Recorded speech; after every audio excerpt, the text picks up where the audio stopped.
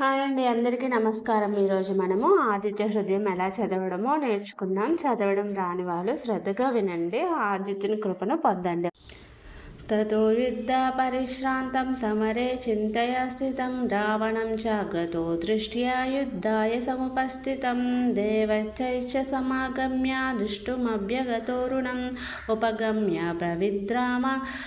మగస్యో భగవాన్ ఋషిః अगस्त्योवाच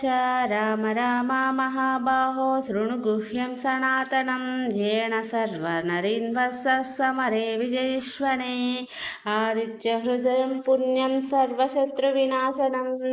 जयवहं जपे नित्यं परमं शुभं सर्वमङ्गलमाङ्गल्यं सर्वपापप्रणाशनं चिन्ताशोकप्रशमनः मायुर्वर्धनमुत्तमं रश्मिमन्तं समुद्रन्तं देवासुरनमश्रुतं पूजये सत्त्वं विवस्वन्तं भास्करं भुवनेश्वरं सर्वदेवात्मको ह्येषा तेजस्वी रश्मिभावनः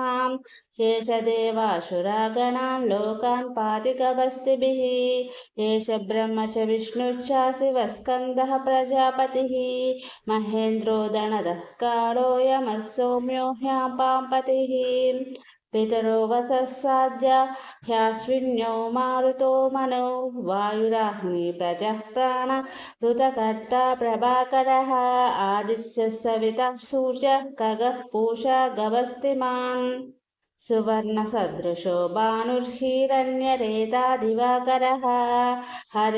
हरिदस्वत्सहस्राक्षी सप्तः सप्तिर्मरीचिमान् तिमिरोन्मदः शम्भु स्रष्टा मार्ताण्डकोऽंशुमान्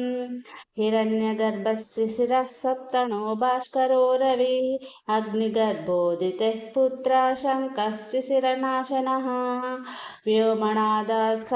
व्योमनादस्तमो भेदी ऋग्वेजो सामपारगः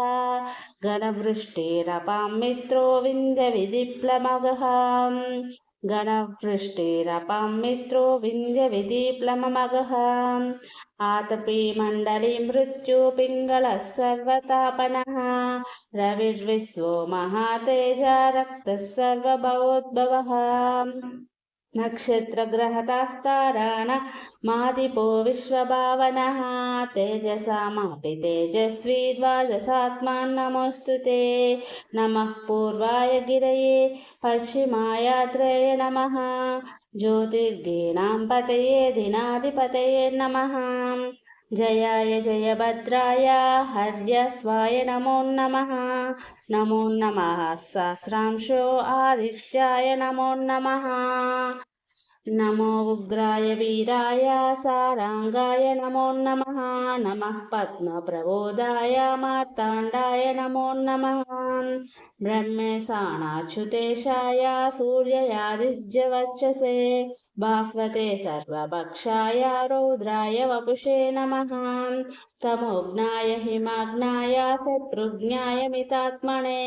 कृतज्ञज्ञाय देवाय ज्योतिषां पतये नमः तप्ताचामेकराभाय हरये विश्वकर्मणे नमस्तमोभिनिघ्नाय रवये लोकसाक्षिणे नाशाय शेषवैभूतं तदैव सृजति प्रभुः पायच्चेष तपश्चेषा वर्षच्चेष गभस्तिभिः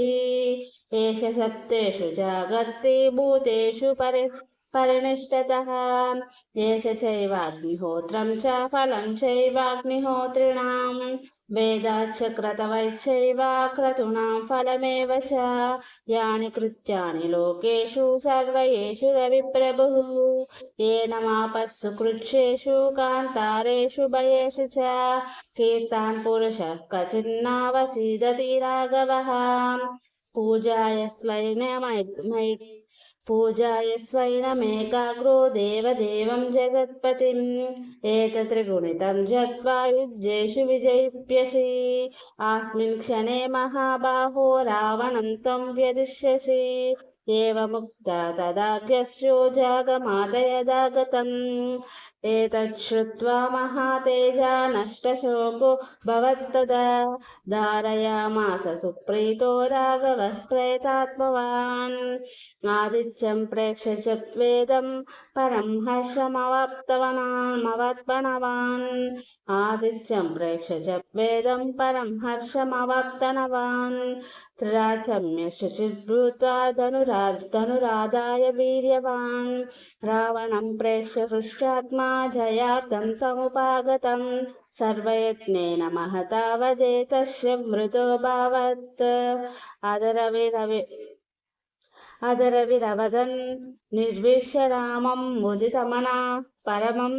परमं प्रहृष्यमाणः निशचरपतिः संशयं विद्वितासुरगणमध्य गतो वचस्वरेति